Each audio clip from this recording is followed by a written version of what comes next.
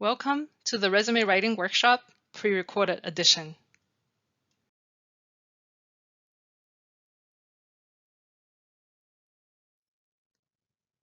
Here are some of the things to expect from our resume workshop today.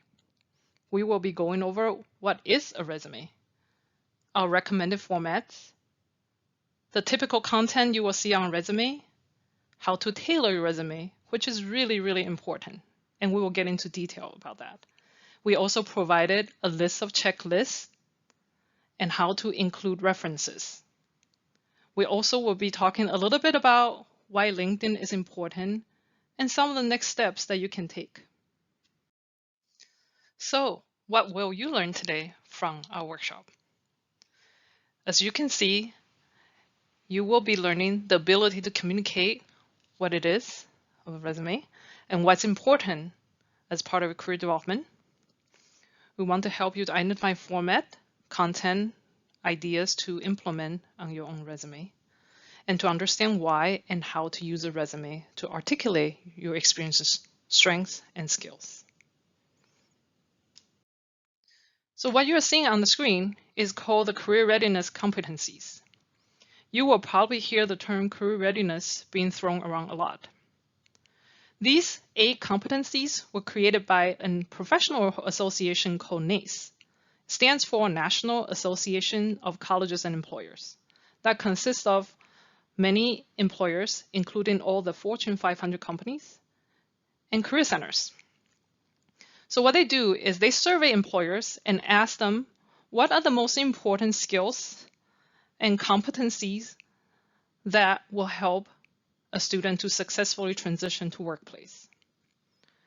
I'd like you to look at these, and you should be able to see these badges around a lot of our workshops. Because when you think about how to develop your skills, you want to think about how you can communicate some of these factors through your skills. So what is a resume? Resume is a document that gets to showcase your experiences so far. So all of you should be only putting in anything starting from college. I would say for first and second year students, you can probably include things from high school. But after you are in your 3rd year, you should really take out anything high school. It creates a great impression for the employer to see what are some of the skills that you have that's specific and relevant to the position you're applying to.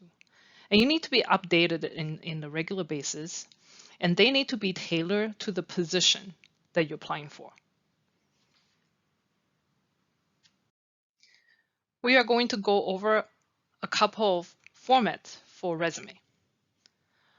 Chronological format is the most commonly used version. It basically details your education, your experiences from the most recent to the oldest. So you will always put in what's your current position listed to your earliest position. It's easy for employers to see, and it's very effective in highlighting what's most relevant. And we will go over the content in detail in the following slides.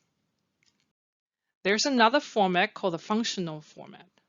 This is mostly used for career changers or our graduate students, because a lot of times you may have, let's say, the same jobs for many years, for example, as a teacher for several years, and then you may have several positions. And you probably don't want to list all the same tasks that you have done. This format allows you to highlight your skills and ability, not necessarily your per experience. As you can see, these are the most common sections on a resume. As you can see, your name is on top and your contact information. Objective is next, but it's optional, and it has been used in less frequency for employers. I would say if you don't have the space, you don't need to include objective. The next section will be education, your experiences, followed by skills, relevant coursework, and activities. We will go over each section in detail.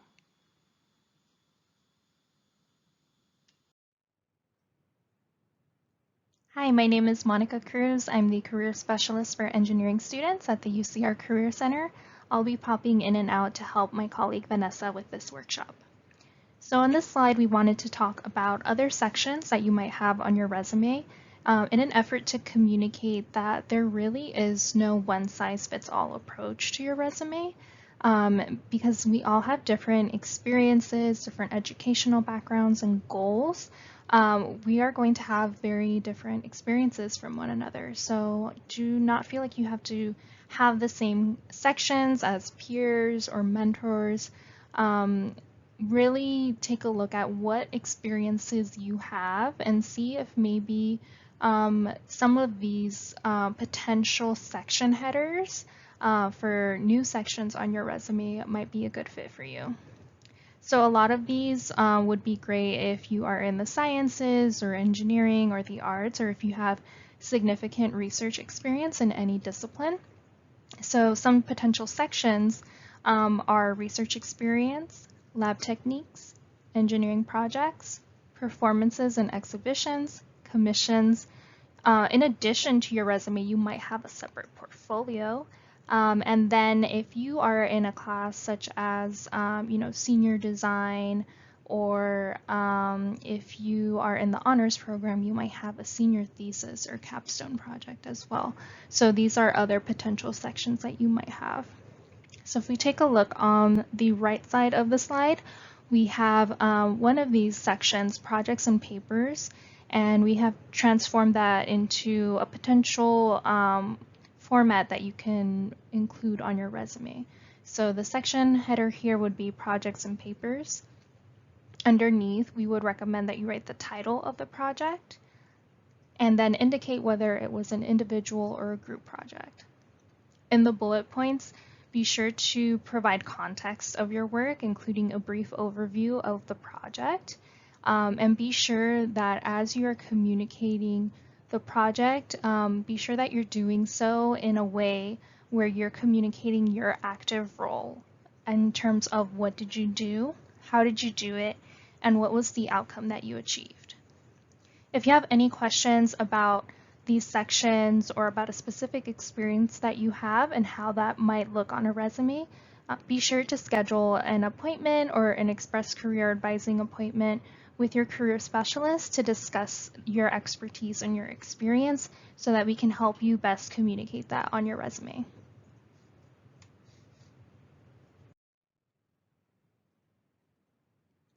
When I work one-on-one with students, I always ask them to consider their audience whenever they are writing a resume or a cover letter, or really whenever you're communicating anything. It's always important to consider who your target audience is. So in the case of a resume, your target audience is the employer. So what is it that employers are looking for, and how can you communicate this on a resume? So according to NACE's Job Outlook 2021 Spring Update, it reports that just 56.6% of responding employers are using GPA to screen college graduates from the class of 2021 for open positions. This is a steep plunge from the nearly 75% that used this method 2 years ago. This is a common concern that I get from students about whether to include their GPA or not.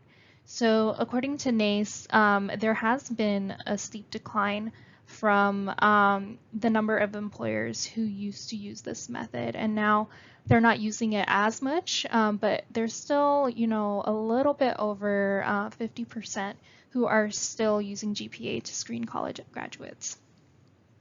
However, to account for this shift, college graduates should highlight attributes important to employers on their resumes. Atop this list are teamwork and problem-solving skills. Roughly 8 in 10 responding employers indicate they will be looking for evidence of these attributes on the resumes that they review. Does this sound familiar? I hope that you're thinking of the NACE career readiness competencies that we talked about earlier. So instead of communicating your GPA, or in addition to communicating your GPA, I should say, it's really important to mention any indications of teamwork and problem-solving skills, as well as some of the other competencies that were on a few slides ago. We'll also, in the next slides, look over what are these attributes that employers are looking for. So it goes on to say that approximately 3/4 of employers surveyed wanted to see indications of candidates' analytical and both verbal and written communication skills, while initiative, leadership, and technical skills are being sought by more than 2/3 of respondents this year. So here we have, in addition to teamwork and problem-solving skills, analytical and communication skills, both verbal and written, are really important to employers. And it even goes on to include other skills and characteristics that are important to bring and communicate to employers. So every year, NACE releases the survey of the attributes that employers seek on a candidate's resume. These are the results from 2021. So as we were looking at on the previous slide, the ability to work on a team is the most important as indicated on this survey to employers. And this is followed by problem-solving skills, analytical quantitative skills, and rounding out the top 5 is communication skills and verbal, and then written.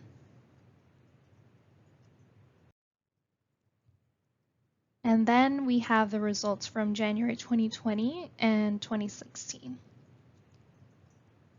As you might see, leadership took quite a deep dive from 2016 to 2020. But it's still within the top 10 attributes that employers are looking for. So this is all really to say that employers are really valuing these attributes or skills that you can gain in a wide variety of different settings. It doesn't even necessarily have to be an internship related to your field. And also these things are really important and maybe becoming more important than GPA in some cases. So if you feel like your GPA is not where you want it to be, if a resume indicates or doesn't indicate that it's required to include your GPA on the resume, you can leave it off and communicate these attributes, these skills, and let your skills speak for themselves so that you can wow the employer.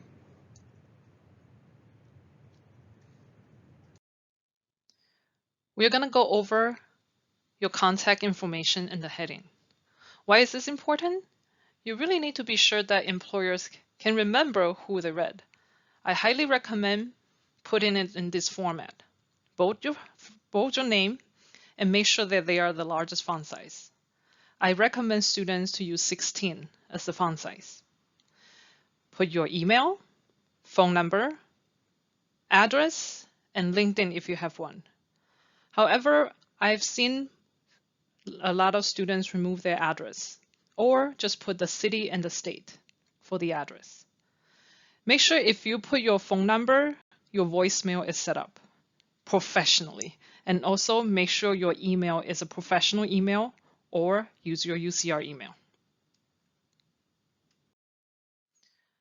As I mentioned earlier, objective is optional and it has to be very specific. Here are some of the examples. To obtain a summer marketing internship position at Decker's Outdoor Cooperation. So essentially, you will put the position you apply to at a specific company or organization. Please do not write a very long sentence because you want it to be easy for employer to read. However, you don't need to include it, especially if you're applying for multiple positions or if you are taking this resume to a career fair or upload it on Handshake or LinkedIn. Let's go over the education section. Education section usually is very important on a resume. When you review a job description, you will see a lot of times the first line of the requirement is education and major. Therefore, I highly recommend students to highlight your major and your degree, and not the school, so that it's easier for employers to see.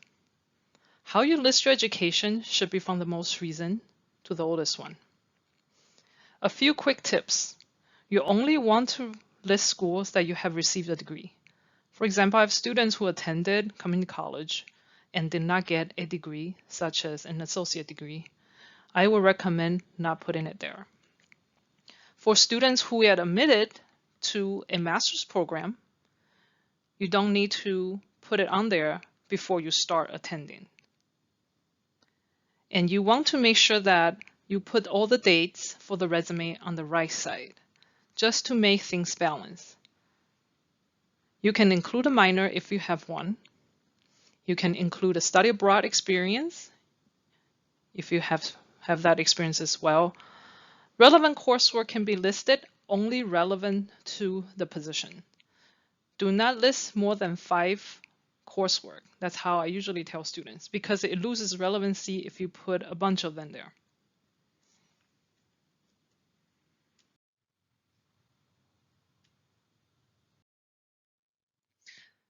Let's talk about experiences. What does that mean, experiences? The experience section will probably be the most important section of your resume because it communicates with employers. What are some of the skills that you are bringing to this position? It can be paid or unpaid. It can be any volunteering experiences, leadership roles, research, internships, and major projects. When I say major, as you can see, it's in cap on the slide. It has to be something that's probably about 30-40% of your grades. It cannot be something that's like a weekly quiz. It can also be your independent projects. For many of my STEM students, they do a lot of project on their own, like coding, writing algorithm, developing their own apps. Those can be added as well. If you think things that you have done that will be directly or indirectly relate to the position, I will add it on there. And you can always meet with one of us to discuss how you're describing these and whether to include this experience or not.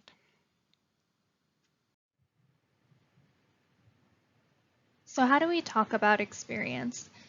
In your experience section, be sure to include more than just your job title and what was included in the position description when you originally applied for your job and your internship. Usually that description is a really good foundation, but more often than not, you're actually performing more tasks and you're achieving more things than what is listed on there when you're actually in the role. So while you should mention your position title, such as cashier, in the bullet points, provide context as to what this looked like. So as a cashier, maybe you efficiently process food orders and perform cashiering duties in high volume restaurant establishment, reconciling $1,500 plus in receipts nightly. So this gives the reader a lot more context, such as, you're able to work in stressful or fast-paced environments, and that you are able to be trusted with this amount of money. Next, be sure that you are also focusing on your accomplishments, not just your duties. So instead of saying responsible for sales, or responsible for X, be sure that you're communicating your achievements, such as achieve the Arts Achievement Award for leading the Riverside Arts Initiative, allowing local communities to explore arts through collaborative examinations, engaging interaction, and thoughtfully planned activities. So be very specific and provide context about your role and what you did and what you achieved in that role. So back to the sales example, sometimes As someone working in sales, maybe you helped your team achieve record number of sales in a quarter, or maybe you achieved, maybe you received some award or recognition for achieving the highest amount of sales in a month. So be sure to include those accomplishments in your bullet points. Next, as you're writing your bullet points, be sure that you're starting each one with an action verb in the present or past tense, and avoid using things that are a little bit more passive, such as responsible for sales or responsible for tutoring students. Instead, use something like established positive rapport with 15 sixth graders through effective usage of technology and Google Classroom during 2020 to 2021 distance learning.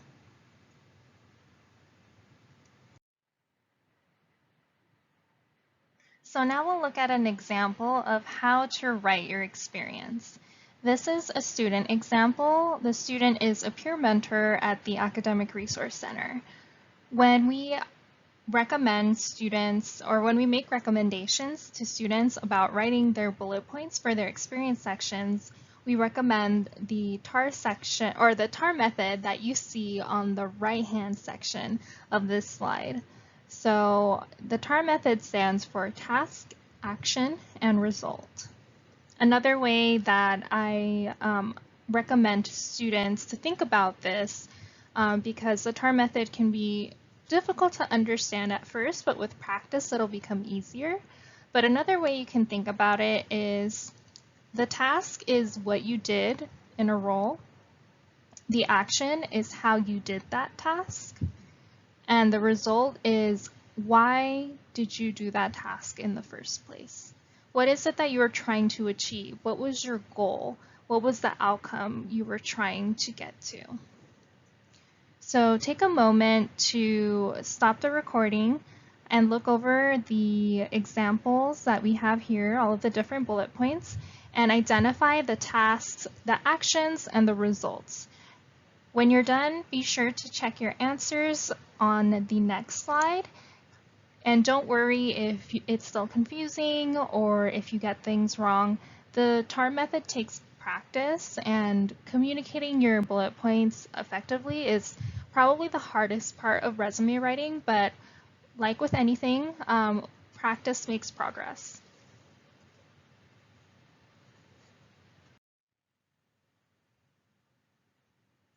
So here we have all of the bullet points with the corresponding components highlighted.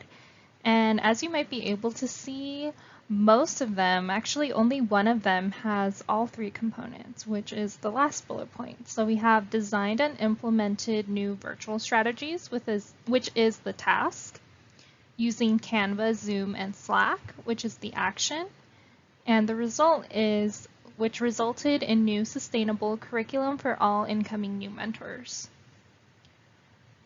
I usually inform my students to aim for all three components, but it might not be achievable every single time, and that's okay.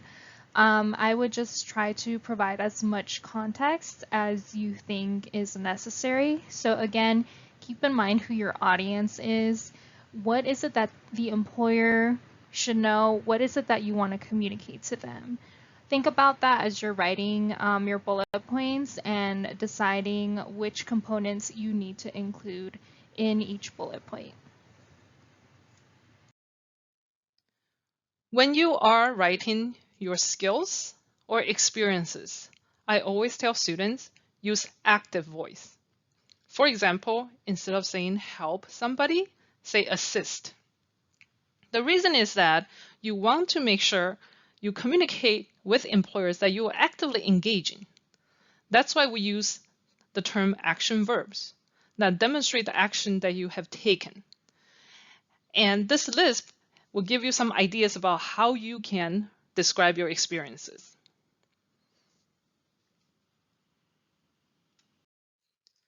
Let's talk about difference between experience and activities. It's easy to separate them. Let's focus on activity first. So activity a lot of times will be something that, like you see on the slides, less of a time commitment, or activities that you were involved but not actively.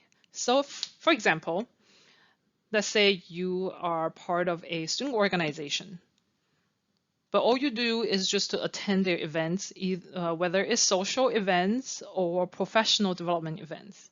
You have not actively engaged in terms of helping to plan the events, maybe helping to promote your organizations.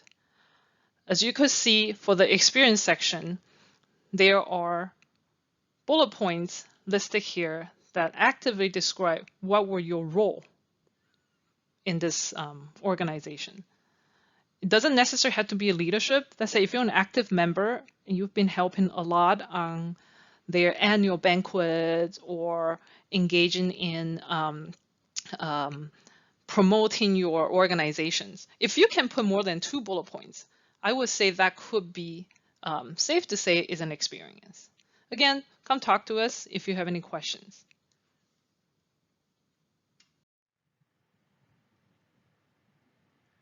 So once you've completed all of the different sections you want to include on your resume and filled out your full 1 or 2 pages, you're still not done. For best results, we recommend tailoring your document to a specific job description or internship description each time you apply for a new role. So that doesn't mean you have to start over from scratch each time. What we recommend is having a one standard resume or a master resume that has all of the experience that you've ever had, and copy and paste the things that are relevant to the position. And then make sure that when you do so, the master resume becomes a tailored 1 or 2 page document. The master resume can be as long as you want it to be. It's really just for your reference and your eyes only. And then you can use that to be able to create a tailored resume for a specific position. So it's important to do so in order to make sure that you are keeping it relevant to the position. Again, keeping your target audience in mind. Who is this employer? What are they looking for? What is the person in this position supposed to bring to the employer in this position? So other things to take note of are keywords that are used in the job description. And this can be, just little edits that you do throughout your resume. So if a particular job description uses teamwork repetitively versus collaboration, make sure that you are also using the same language that they're using so that you can have the applicant tracking system that scans the resumes when you submit an application online can recognize this as one of the things that they're looking for a potential candidate for this role. Doing so also shows your attention to detail, which, as you might remember from the attributes slide or slides a few moments ago, it is really important to employers. Doing so can also show them that you know the company and understand what its goals are, as well as your understanding of the industry. So while it is tedious, as we've heard from students, it really is a way to ensure that you are getting the best results possible from your resume and your application. Something I hear a lot from students is that they've sent hundreds of applications and maybe have only heard back from maybe less than 10 employers, and they were all rejections. To kind of increase your odds, we recommend sending fewer applications if that means you're taking more time to tailor your resume and your other materials. We think that you'd be able to achieve a higher rate of success in getting interviews and potentially getting offers from there as well.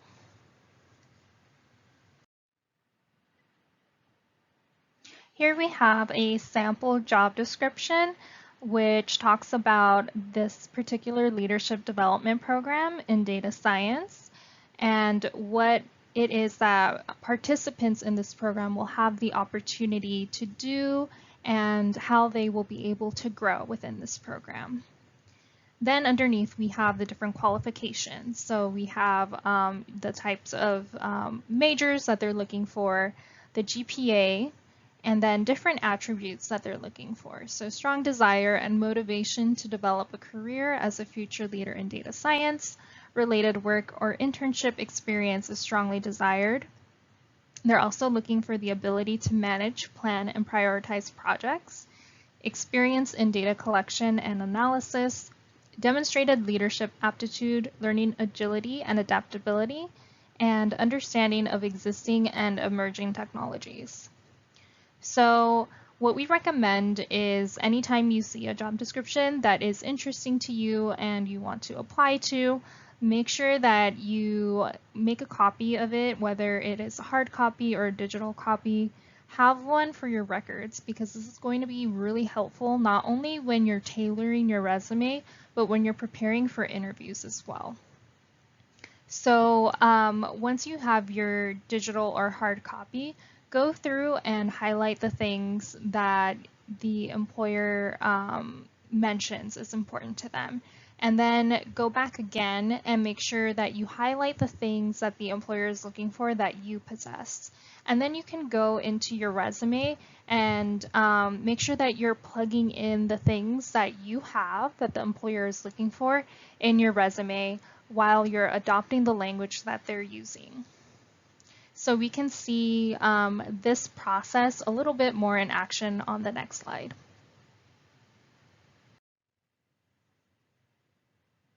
Now you can see that we have different things highlighted. So in this example, the student has the bachelor's degree in mathematics, the desire and motivation to develop a career as a future leader, ability to manage, plan, and prioritize projects, data collection and analysis, leadership aptitude, learning agility and adaptability, as well as existing and emerging technologies.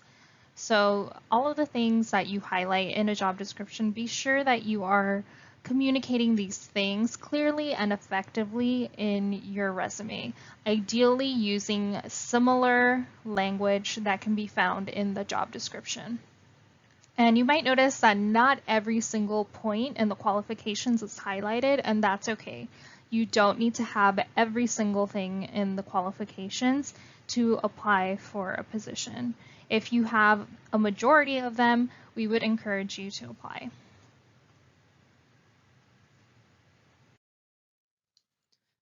Once you're done with your resume, we provided a checklist for you to just make sure everything is covered. 1 page maximum is very important. A lot of companies will not look over 1 page resume. On the rare instance when our graduate students, especially our PhDs or somebody who has worked for many years, you could go into 2nd page, but that's on rare occasions.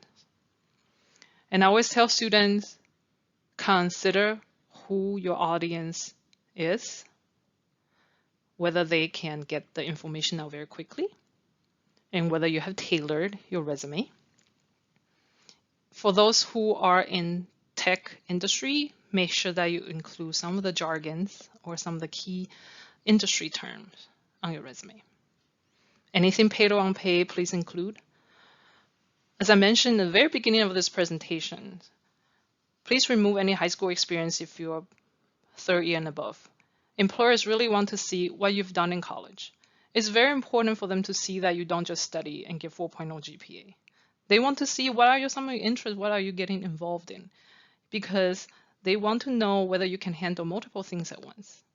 If you don't have any practical experience, not even volunteer or joining student organizations and actively involved, it's really hard for them to assess what else can you do. Remember the NACE career readiness competencies? A lot of those skills will be acquired through involvement. Avoid using personal pronoun.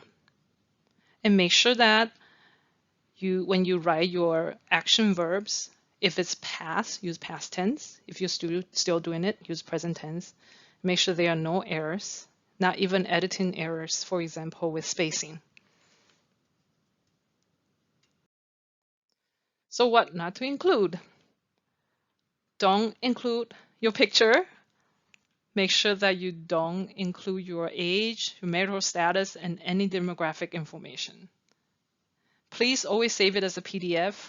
The reason is that a lot of times for Word or Google Doc, it may look good on your computer, but someone else look at it, your formatting may be very off. And if I don't know you at all, I would just assume that was a careless mistake that formatting is off. Okay, and don't put your reference on the resume because you only have one page. You want to make sure that you pack that page with all the relevant experiences and skills. Create a separate document for references. And So now that we've gone over all of this information on resumes, I encourage you to take the next 5 or 10 minutes to work independently on your resume if you're viewing this recording on your own. If you are in a class or a learning community, be sure that you take some of that time to pair off with a partner and review your resumes and provide feedback to each other as well.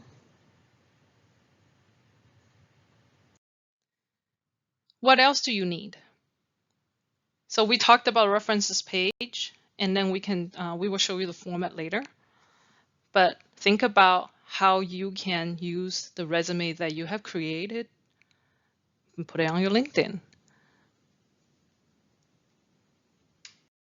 There are different ways the employers will ask you to submit references. Sometimes it's through a portal or when you submit your applications. There are times they will ask you to submit a separate document. I will have the same heading, meaning your contact information, as your resume. Okay.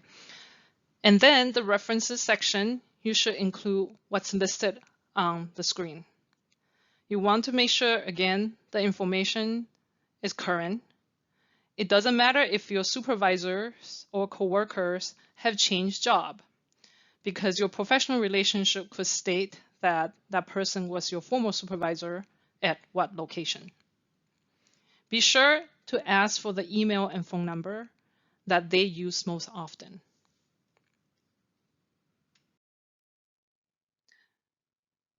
So what's next? We really recommend you have your resume critiqued by someone other than your friend, to have somebody like a professional who's doing the job in the field or one of our career specialists. We do have drop-in virtually. Now that everything is remote, you can also go into Handshake to make a 30-minute appointment with one of the specialists. And then upload your resume onto Handshake to make sure your profile is complete as well. Really, it's just once your resume is done, you can copy paste the content on both your LinkedIn and your Handshake profile so that employers can really see.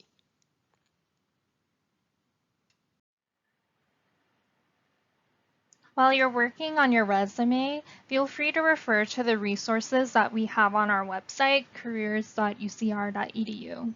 You can use the navigation bar at the top of the webpage, or you can simply type in resume on the careers.ucr.edu website to find resume samples, our resume workshop in PDF and recorded form, as well as our handouts. If you have any questions, please feel free to send us an email at careercounseling, or one word, careercounseling@ucr.edu. We will be more than happy to answer that for you. We encourage you to join the new UCR Career Network, which is an online community for networking, mentoring, and job opportunities for alumni and students. It's a great way to connect with Highlanders, whether they are current or former students, and potentially find mentors or individuals who can give you feedback on your resume. You can register at careernetwork.ucr.edu. Unfortunately, the campus is closed right now. When we do open, you can find us across from the University Lecture Hall and the Sky Hall. And our hours are listed here. And the email that I mentioned earlier, careercounseling@ucr.edu, is the best way to contact us. Please do not give us a call because our phone line is not monitored. due to campus closure. So send us an email if you have any questions. Our emails are monitored from 8 to 5, Monday through Fridays. And if you send us an email on the weekend, we will write back to you on Monday. Thank you so much for your time. If you have any questions, let us know. We look forward to seeing you on Zoom.